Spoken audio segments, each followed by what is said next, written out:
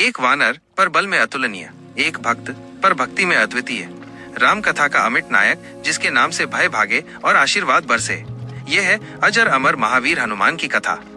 हनुमान की कहानी सिर्फ एक पौराणिक कथा नहीं, बल्कि सेवा, भक्ति और शक्ति का एक ऐसा संगम है जो युगों युगों से मानव को प्रेरित करता आया है। उनका जीवन हमें सिखाता है कि सच्ची शक्ति शरीर में नहीं, बल्कि मन की एकाग्रता, हृदय की पवित्रता और ईश्वर के प्रति अटूट विश्वास में होती है। वे एक ऐसे चिरंजीवी हैं जिनका अमरत्व सिर्फ एक वरदान नहीं, बल्कि धर्म की रक्षा का एक शाश्वत संकल्प है। जन्म पवन पुत्र का दिव्य आगमन। हमारी ये कथा किष्किंधा के उन घने पर्वतों से शुरू होती है जहाँ अंजना नाम की एक अप्सरा, जो श्राप से वानरी बनी थी, अपने पति केसरी के साथ निवास करती थी। संतान की इच्छा से अंजना ने महादेव की कठोर तपस्या की। उनकी तपस्या से प्रसन्न होकर भगवान शिव ने उन्हें पुत्र का आशीर्वाद दिया। इसी समय एक और दिव्य घटना घटी।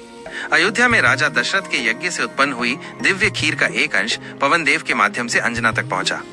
यह एक अद्भुत संयोग था, भगवान शिव का वरदान और पवन देव के माध्यम से मिले दिव्य प्रसाद का फल।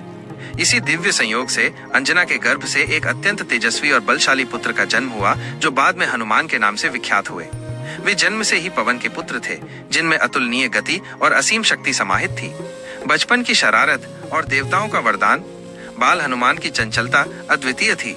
वे अपनी शक्ति से अनजान थे, लेकिन उनका पराक्रम बचपन से ही प्रकट होने लगा था। एक दिन उगते हुए सूर्य को देखकर उन्हें लगा कि ये कोई मीठा फल है और वे उसे खाने के लिए आकाश की ओर उड़ चले। उनके वेग को देखकर देवता भी अचंभित रह गए। तब इंद्र ने हनुमान पर अपने वज्र से प्रहार किया। इस प्रहार से उनकी ठुड्डी हनु पर चोट लगी, जिससे उनका नाम हनुमान पड़ा। जब पवन देव ने यह देखा तो वे क्रोधित हो गए और उन्होंने संसार के समस्त प्राणियों की श्वास रोक ली। त्राही त्राही होने लगी। तब सभी देवता पवन देव को शांत करने आए। उन्होंने बालक हनुमान को अनेकों वरदान दिए। ब्रह्मा ने उन्हें अजेयता का वरदान दिया, विष्णु ने रूप बदलने की शक्ति दी, अग्निदेव ने उन्हें अग्नि से अभेद्य बनाया और स्वयं पवन देव ने उन्हें अतुलनीय गति का वरदान दिया। इन वरदानों में यह भी शामिल था कि वे तब तक अमर रहेंगे जब तक संसार में भगवान राम का नाम और उनकी कथा गाई जाती रहेगी। राम भक्ति का प्रारंभ और जीवन का उद्देश्य। हनुमान का जीवन सच्चे अर्थ में तब बदलता है जब वे पहली बार सुग्रीव के दूत बनकर भगवान राम और लक्ष्मण से मिलते हैं। भगवान राम को देखते ही हनुमान ने उन्हें अपना सर्वस्व मान लिया।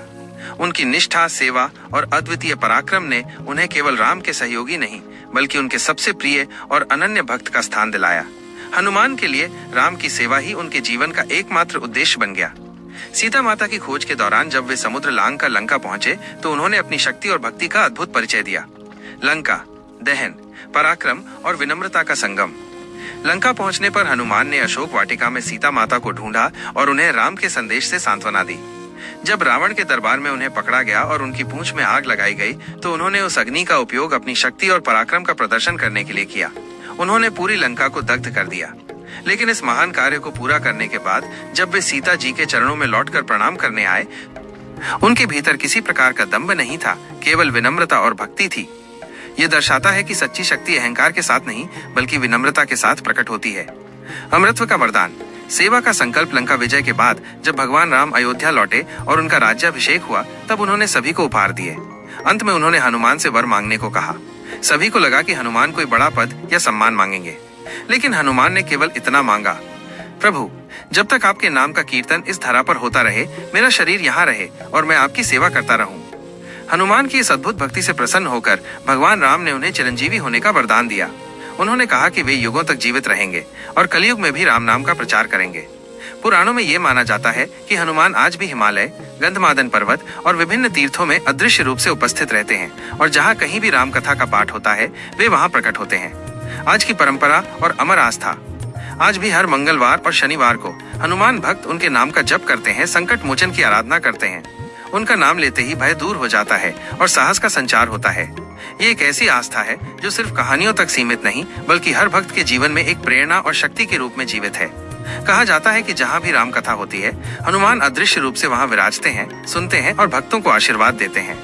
निष्कर्ष, हनुमान की कथा बताती है, सच्ची भक्ति में बल, बुद्धि और विनम्रता का संगम होता है। उनका अमरत्व केवल जीने का वरदान नहीं, बल्कि सेवा और धर्म की रक्षा का एक शाश्वत संकल्प है।